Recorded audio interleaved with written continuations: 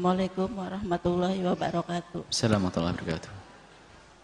Buya, saya mau tanya, saya kan dapat ujian yang gitu besar ya. Gimana? Dapat ujian yang begitu besar, suami saya habis kecelakaan. Dia tidak bisa untuk cari nafkah. Sedangkan saya mau minta izin kerja, saya nggak boleh. Gimana Buya? Apa kita harus maksa? Sedangkan kita butuh biaya untuk anak-anak. Tolong penjelasannya Buya. Assalamualaikum. Assalamualaikum. Seorang ibu yang tidak boleh bekerja oleh suaminya, akan tapi sisi lain ada seorang suami tidak bisa memberi nafkah, lalu sang istri tidak boleh bekerja juga, terus suruh makan apa ini? Suruh puasa terus, jadi wali kutub nanti. Ini suami zalim yang demikian itu. Suami yang tidak bisa memberi nafkah kepada seorang istri, yang tidak bisa memberi nafkah kepada seorang istri, maka dia wajib, bukan saja dia wajib mengizinkan istrinya untuk mencari nafkah sendiri, karena dia tidak mampu. Wajib mengizinkan, artinya kalau istrinya izin, minta izin, padahal istri tidak wajib bekerja. Jadi kalau ada seorang suami tidak bisa memberi nafkah, itu pilihannya begini ibu. Pilihan yang pertama adalah minta cerai, agar terbebas dari seorang suami yang gayanya gaya cinta, menghormati sang istri. Menghormati bagaimana? Istrinya tidak dikasih makan, terhormat. Ini zalim, ada laki-laki zalim macam ini. Mungkin sudah tidak sehat lagi dia. Bagaimana tidak dikasih makan, dikasih nafkah? Terus dari mana duitnya?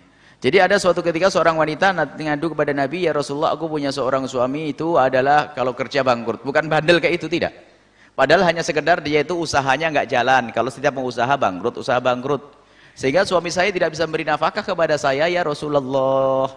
Nabi Muhammad dengan keadilan syariat berkata, sebab yang namanya makan itu kan rutin. Nggak ada makan ditunda, neng, makannya seminggu sekali saja ya, nggak ada. Nggak ada seperti itu. Makan harus. Karena tidak diberi nafkah, kata Rasulullah, kamu punya dua pilihan, wahai ibu. Pilihan apa ya Rasulullah? Yang pertama adalah, karena nafkah kebutuhanmu itu adalah mendesak, nggak mungkin orang harus berlapar-lapar ria. Maka pilihan yang pertama adalah, kamu boleh minta cerai. Oh, boleh minta cerai, karena tidak dikasih nafkah. Baik. Cumanya untuk cerai nggak enak, karena sudah punya anak dan sebagainya, ada cinta dan sebagainya. Suaminya baik, bukan suami zalim tadi, bukan. Suaminya baik. Pilihan yang kedua apa ya Rasulullah? Pilihan yang kedua, engkau yang mencukupinya jika engkau mampu. Engkau mencukupinya jika engkau mampu. Termasuk dari hartanya atau dia bekerja sesuai dengan izin sang suami yang terhormat. Maka wanita tersebut berkata, aku milih yang kedua saja ya Rasulullah. Biar aku cukupi dengan harta yang aku miliki. Maka kata Rasulullah, benar. Dengan begitu kau mendapatkan dua pahala. Sebagian mengatakan ada yang dikatakan tiga pahala.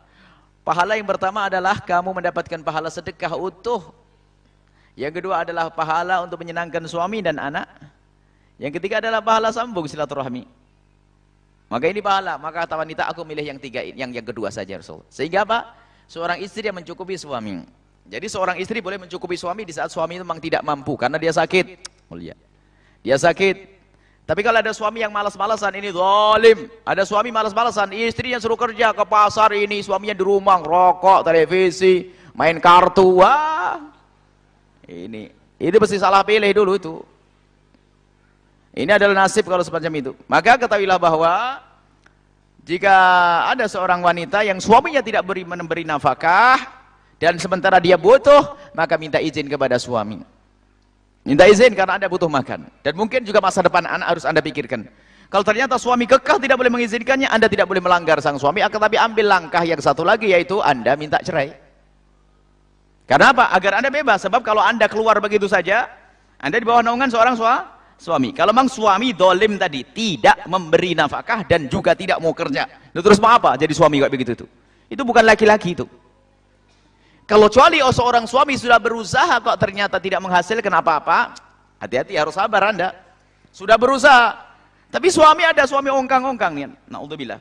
Ada suami ngambil duit dari istrinya terus, nasib sakit dia. Dia punya penghasilan dia kadang. Kecelakaan sakit. Kemudian setelah itu tidak bisa memberi nafkah. Baik, mestinya suami mengizinkan. mengizinkan. Mungkin perlu duduk mandi saja dengan suami. Mungkin terlalu cinta kepada Anda. Terus katakan suaminya, makannya dari mana? Kecuali punya tabungan suami. Ya, dicukupi atau tidak makan kebutuhannya? Nah, tidak dicukupi. Kalau tidak cukupi bagaimana? Anda punya anak, punya masa depan. Maka semestinya suami mengizinkannya. Suami karena kecelakaan. Ada sebagian suami itu suami sakit. Sudah dia nggak ngasih duit sama istri, duit istri malah diambil ini. Ini kan gila itu. Gila, naudzubillah, ada model-model kayak gitu. Ada sampai kalau sudah mau gajian itu langsung ditunggui. Ada seorang ada sakit. Kamu laki-laki berikan nafkah, wahai laki-laki. Ada memang jiwa-jiwa peminta-minta itu ada jiwa tuh, jiwanya jiwa. Menikah pun adalah untuk mengambil duit dari istri itu, naudzubillah. Itu kebusukan jiwa.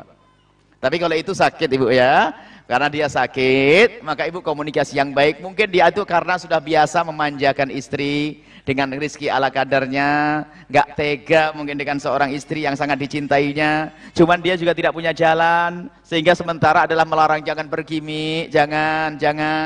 Terus gimana bang urusannya? Nggak tahu, masih mikir bingung. Berarti Anda harus datang dengan bahasa yang baik, bang. Tolong izinkan saya untuk bekerja. Ini ngomong yang baik nanti. Sebab bisa saja suami Anda sangat baik.